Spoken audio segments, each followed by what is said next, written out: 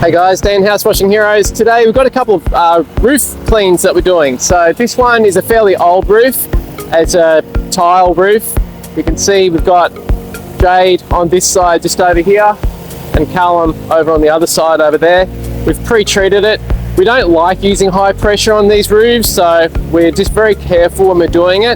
The clients put some tiles out for us. We can replace a few tiles for them because they're pretty easy to replace. So just doing that as a favour. But this is basically your classic, very old roof that has got fairly strong lichen on it. We've had quite a lot of water coming out. There's a storm drain just there, so we've got sumps on each side of the storm drain. It's all been pre-treated to make it as easy as possible. And I'll just show you what we're dealing with up here.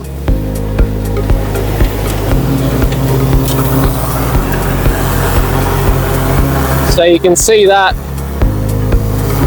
it's loosening up